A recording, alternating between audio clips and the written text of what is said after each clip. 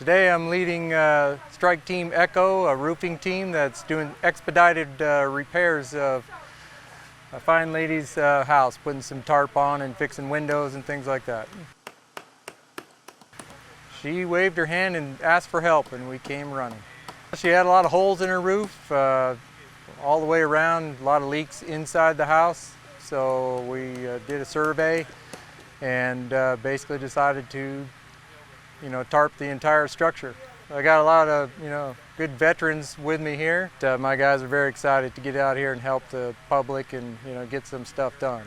Well, I think it's important to get out here as quick as possible to help people out, because the damage is so widespread and extensive for a lot of people that it's easy to just kind of skip over and miss people that need a lot of help. So that's why we're right here in this neighborhood and going door to door and asking people what they need. And we're here to help do as much as we can.